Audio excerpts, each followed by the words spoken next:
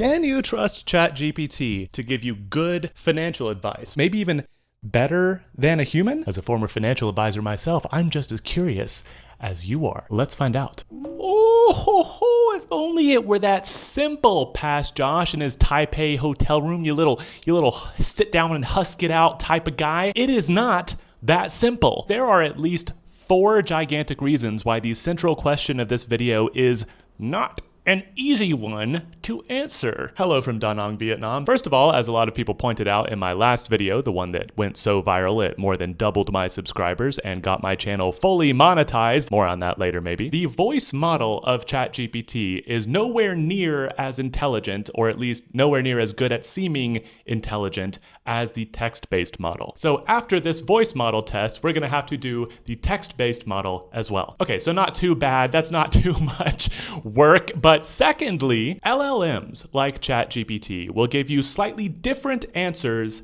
every single time. So to find out if you can trust it to give you good answers, we can't just ask it once. We have to ask it multiple times, 10 times or 100 times, maybe even 1,000 times. The more times we do, the more sure we can be. And the third reason that this generic financial advice just isn't going to cut it is that I can tell you, as a former financial advisor, this is not typically the kinds of questions that people want financial advice about. To test this the right way, we need real questions that real people actually want answered. Those types of questions are just much messier than this kind of generic general financial advice. And therefore, I tested that too, using Reddit stories from real people really asking for real financial advice from other real humans. Lots of different topics, all the way from investing as a beginner to planning family stuff to gigantic inheritances to debt. Fed those into ChatGPT. We're gonna see what that looks like. But the fourth and potentially most important reason that I'm not actually gonna show you my conversation with the voice model of ChatGPT here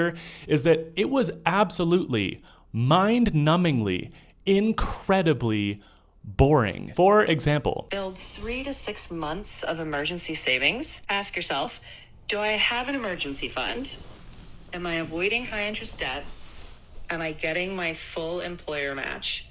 Am I investing regularly in diversified low-cost funds? Keeping an emergency fund. Keeping 3 to 6 months expenses and emergency savings. For retirement, medium-term goals, like a home down payment. Give every dollar a purpose. I just cannot make you sit through that. That would be verging on a hate crime. So we're just gonna skip it, and we will come back to past Josh in the Taipei hotel room later for some other things that he can still talk about for us. All right, so now let's get into the better test here. And now, again, I did film an entire, actually multiple different days. I filmed huge things to show you about like each of these individual cases, but I don't think that most people are gonna wanna sit through that either. I think you just want the answer to the question, can I trust ChatGPT for good financial advice or not? So I'm just gonna lump all these together and give you a couple of little examples of what I thought was good and bad, and then give you the answer to that question.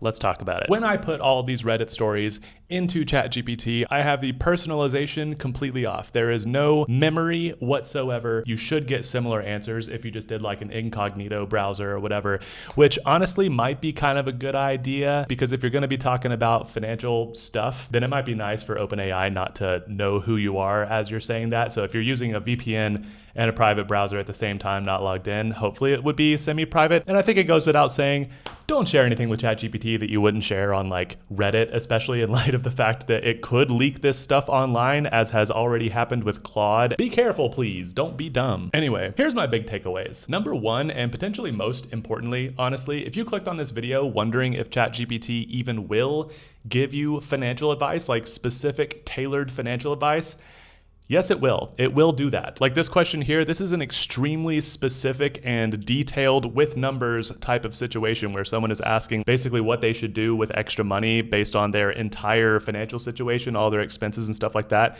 And in response, ChatGPT does give like an extremely specific breakdown. And I've kind of seen that same thing throughout all of their responses here. But of course, the next big question is it good? And I'll just go ahead and tell you straight up, about 95% of what I read from ChatGPT here, as a former financial advisor myself, is very good.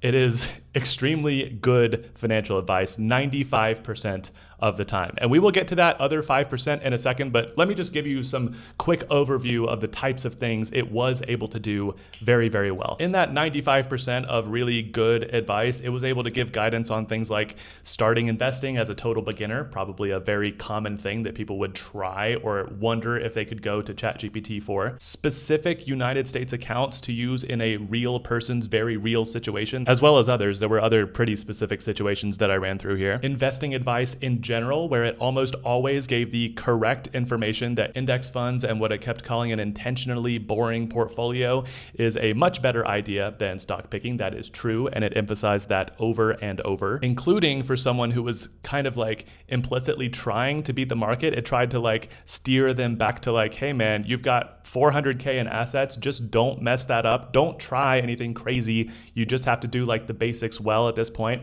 That is what I would have told that person. Debt management for someone who was in huge credit card debt, like $30,000 of credit card debt. This one is honestly kind of tough for me to rate because I'm not someone in crippling credit card debt, and most of this is going to be like psychological and long-term, but most of this I think is pretty solid, honestly. Other than I don't feel like it pushed back hard enough that this person is spending $400 to $500 a month on Uber. It gave really good advice on someone's question about their financial advisor who had put them into funds that they didn't ask for, and these funds happened to have like really, really high fees that also made the advisor more money. It didn't like take a very specific stance on that, but honestly, that's kind of what like a legal professional would do. It wasn't like I would have been, just like, dude, this guy sucks. Drop this financial advisor immediately. This is just completely unnecessary. But it did sort of talk through the real legal implications and what's something that could be suable versus something that's just like, wow, this person is bad at their job. The fiduciary relationship and things like that, anything that you signed and like the financial advisor terms and conditions, all of that type of stuff, very realistic advice, pretty darn good. And answers like that probably would have cost you like hundreds of dollars to get an expert to give advice on. So especially if you don't have access to that kind of money to get access to that kind of expert, that could be like really useful for you. Can you trust it completely? I don't know.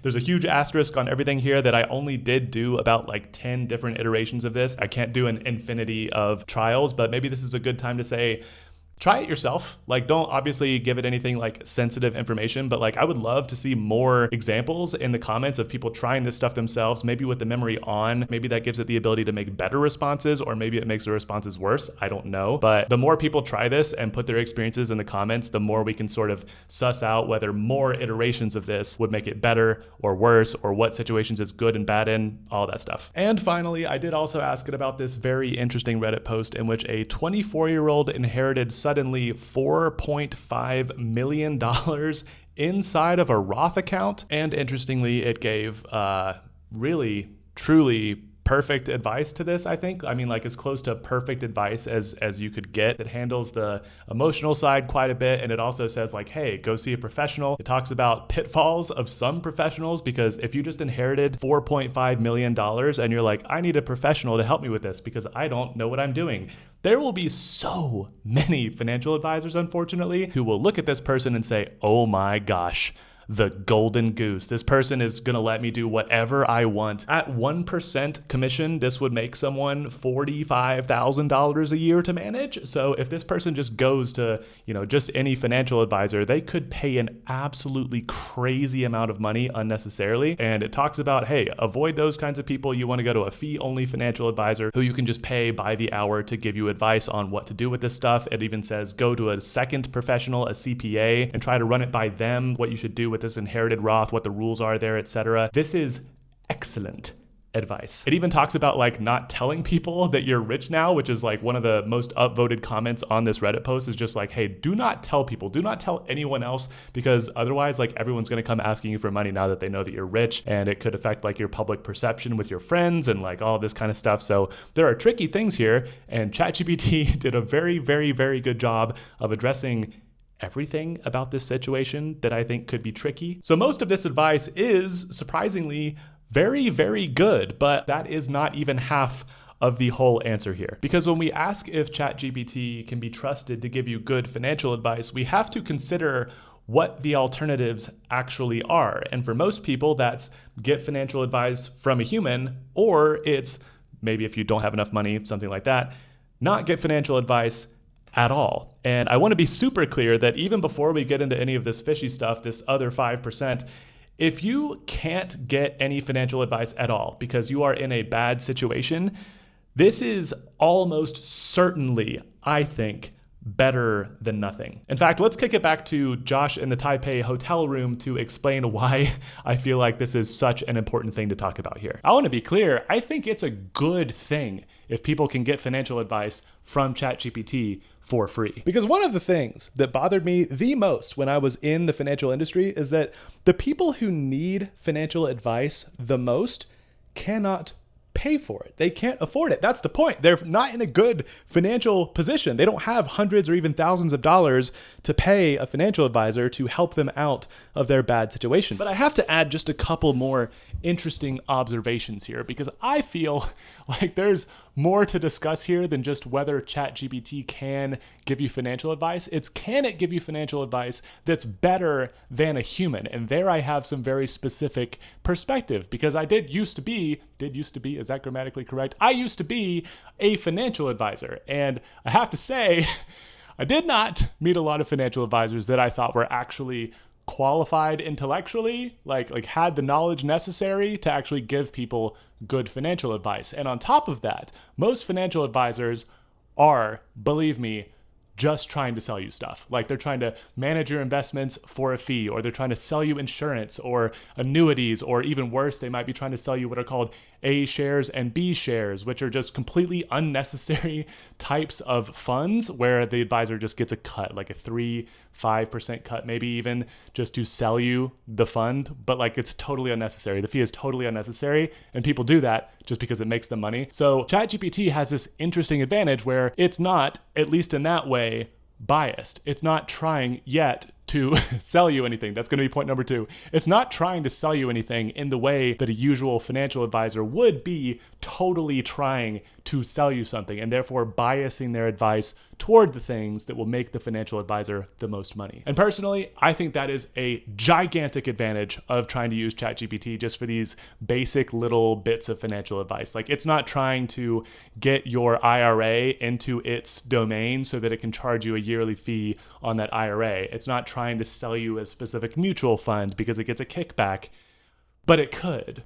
And that is what I will talk about next, because I feel like there are so many interesting things to talk about here. Human advisors are not perfect either. In fact, they get stuff wrong all the time for lots of different reasons. As a really interesting example here, because you're on YouTube, I even made a previous video about how Humphrey Yang, a financial influencer, if you will, a YouTuber in the finance sector who used to be a FINRA registered financial advisor, made an entire video that was like 90% misinformation. And ChatGPT was able to explain the content of that video correctly. So the question here really isn't like, can ChatGPT be trusted every time to give you good financial advice? It's just, can ChatGPT be trusted to give you better advice than a human? And obviously that's going to depend on the human. It will depend hugely on whether the financial advisor you would be using instead is actually good, or whether you have access to one at all. And my opinion is that if you don't have access to a financial advisor at all because of monetary constraints or something like that, I think ChatGPT is much, much, much better than nothing, currently at least. And if your other option is like a human financial advisor that you're going to pay like hundreds or maybe even thousands of dollars a year for advice from, dude, I don't know. I think it might be like 50-50, maybe even like 80-20% chance that ChatGPT is going to do a better job than this financial advisor, but with the caveat that usually if a financial advisor does a super, super bad job and they're a fiduciary, then you can sue them for damages. I don't know that you could really sue ChatGPT for damages because, as I like to inform you at the bottom of the screen literally all the time, ChatGPT can make mistakes. Check important info. Nice little disclaimer there. So I feel like there are going to be a lot of people in the comments maybe, or around this discussion, if this video creates a lot of discussion, who are like, dude, this guy is telling people to use AI for financial advice. What if your AI tells you something stupid? It might tell you something stupid. And like, dude, hear me when I say this.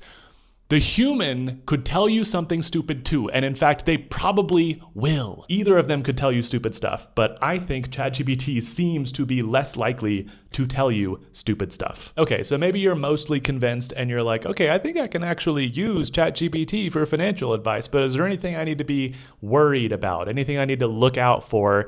Yes, there is. Let's talk about it. First, I have to say this other 5%, this stuff that was a little bit not good that ChatGPT was giving me, it's usually minimal. Like usually it's small things, and sometimes it might even be like more complex strategies that most people might even be better off not knowing. The best example I can give here is something related to Roth IRAs. Don't worry if you're not from the United States and don't have access to Roth IRAs. This really isn't mostly about Roth IRAs. Anyway, this person in this situation bought a house and then they had their income decline dramatically and they just feel like the house is costing too much money. There's way too many repairs and they need to get money from somewhere basically to do some probable upcoming repairs. They mentioned that they have some in their Roth IRA where you would normally be trying to save for the long term, and ChatGPT emphasizes that maybe the Roth IRA should be the last resort. Like definitely don't just dump out your Roth and use it for something. You would assume reading ChatGPT's response here that taking money out of a Roth is something you definitely shouldn't do under any circumstances.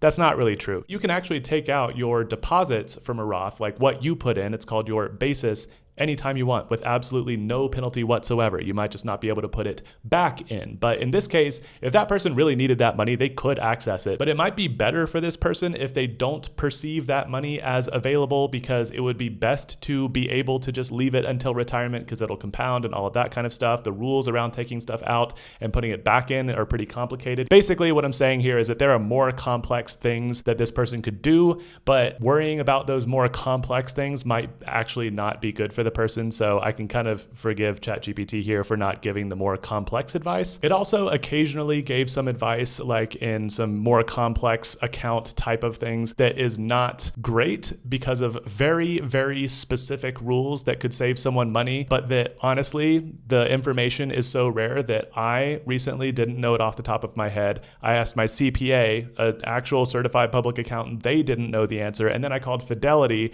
they didn't know the answer. They got their manager, they didn't know the answer, but they were pretty sure that I had the right answer. So lots of very qualified professionals would not have known this thing. And it's about basically a foreign tax credit that you get on foreign index funds when they're in a brokerage account, but not when they're in a Roth IRA. It had some international funds and domestic funds both in a retirement account. But if you were going to do that, you should probably just put the foreign funds in the brokerage and then the domestic funds in the retirement account. You can see what I'm getting at here, right? Like it's pretty complex, and I really would not assume that most people would want to worry about that, but the money is meaningful. I think it would have been good if ChatGPT had at least addressed that a little bit in this asset allocation. Okay, so this is again, like when I'm trying to explain that this is like better than a human, I don't think that most financial advisors would know this. I don't think that they would give you advice different from this based on the foreign tax credit being available in brokerage accounts versus in retirement accounts. Like I really don't think that a human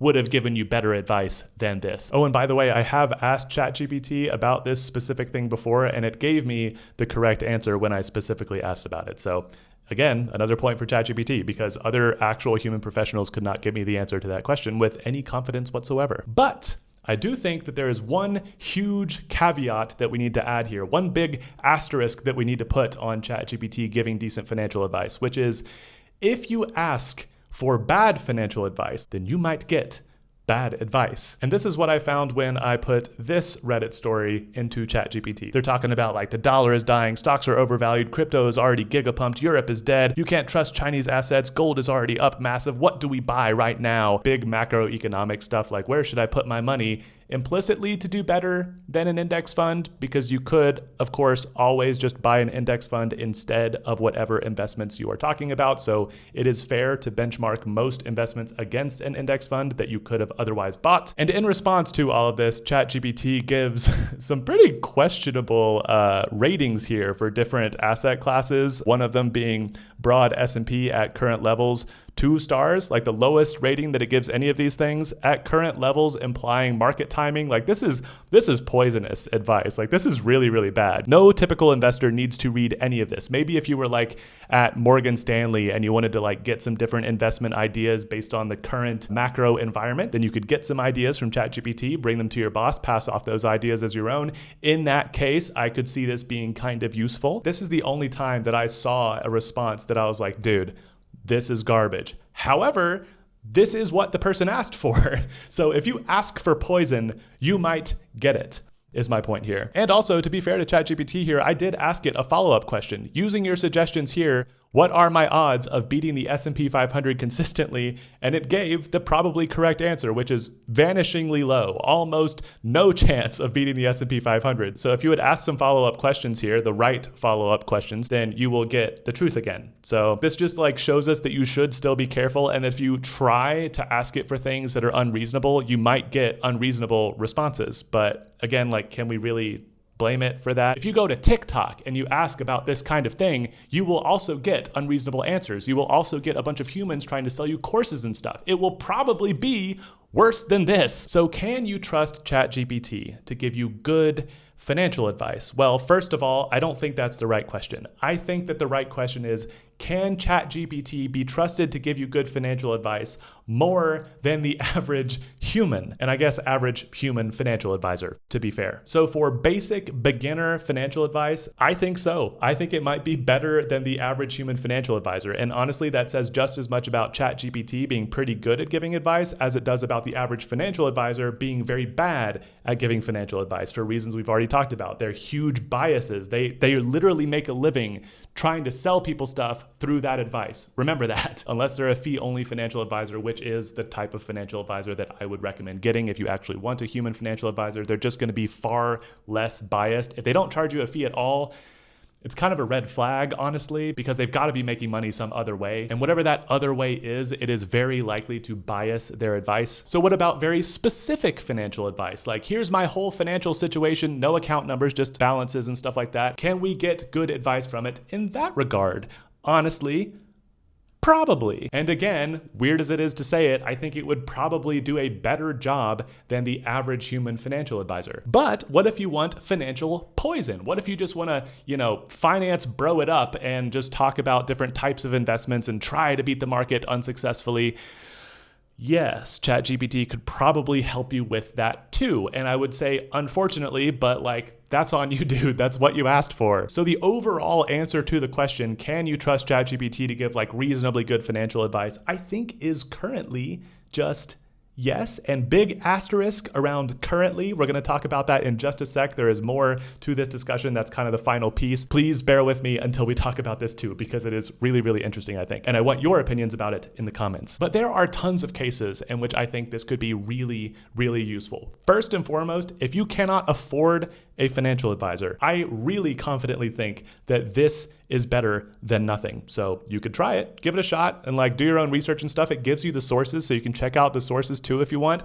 As a free thing that you can use to get some financial advice, this is crazy. It's crazy that we've got this now. This is really useful. Another way you could use it, even if you can afford a financial advisor, is to go to a financial advisor, see what they recommend that you do, then run those recommendations through ChatGPT to see if it also thinks that they're reasonable. I could see that being extremely useful, especially if you go to a financial advisor and they give you specific funds. They're saying here's what I would put it in. You can put those into ChatGPT and it'll tell you how expensive they are. If they're reasonable, it did a really good job giving one of these people advice about this one specific fund that their financial advisor had put them in that was just really unnecessarily expensive. It would have caught that for this person. So if your financial advisor gives you a very, very specific plan, you don't really lose anything except maybe a tiny bit of privacy. Just don't put your name, don't put your account numbers, whatever, by putting it into ChatGPT. I have seen it now give a lot of interesting and very specific follow-up questions for people to give their financial advisor or whatever if they think that something is amiss. You could totally do that, and I think that is a good idea. But should ChatGPT completely replace your financial advisor? I don't know. I can't make that decision for you. I can just tell you that so far, I think that this is quite impressive.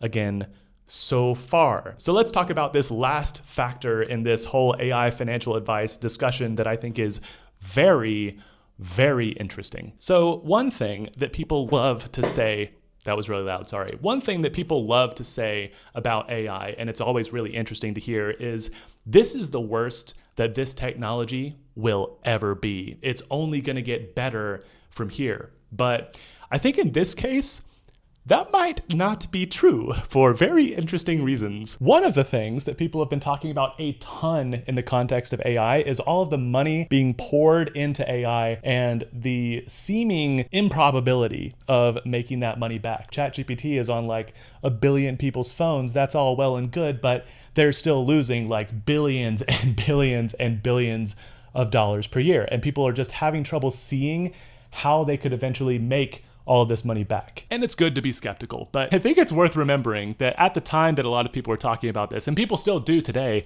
they hadn't even put ads in ChatGPT yet. They hadn't even put ads, dude. And now they have, of course, and that's one stream of income. But just think of how much money they could make if they started putting affiliate links into ChatGPT. Like, you ask for financial advice, you're like, oh man, like, should I open a Roth IRA? Do you think that's a good idea? And then it's like, yes, in fact, you should. Here's a lot of good information about Roth IRAs. And as you're asking about Roth IRAs, ChatGPT can say, hey, by the way, if you actually want to do this right now, here is a company that we think you could do it through. We're partnering with them. You can click through this link and we'll even give you a $50 bonus or whatever. But then on the back end, ChatGPT, OpenAI, gets like a $100, $150, $200 kickback or whatever. You could be asking about credit cards and it could say, hey, here's a pretty good credit card if you're someone interested in cash back, like you just said a second ago. Or, hey, you mentioned you're someone who travels a lot. Here's a travel card. This could actually be really good for you. This could make so much money, like actually an insane amount of money. And this is what I've been saying for a while with these companies is like, they just want to be the big one. They want to be the one that's on everybody's phone so that when it's time to start monetizing,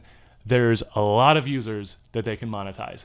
And this type of thing would be extremely, extremely profitable. But of course, it could diminish the quality of the advice that it gives. So it's not like this will always be the case. I wouldn't be surprised at all, actually, if the quality of advice, once people started using it for advice, started to decline in favor of profitability. That is what happens all the time, and shitification is real. You are on the internet right now. So I think you've probably heard of enshittification, the process by which a product is made significantly worse for the end user in the name of profit for the company that creates that product. It wasn't long ago that ChatGPT had absolutely no ads in it. And now they do have some ads. In fact, I got an ad for Fidelity. Here's a screenshot of it. I got an ad for Fidelity when asking about how to invest $400K. So that's reasonable. Fidelity is a great company. I actually use them myself. So they're preaching to the choir with that one. But here's the thing. The weird thing about finance specifically is that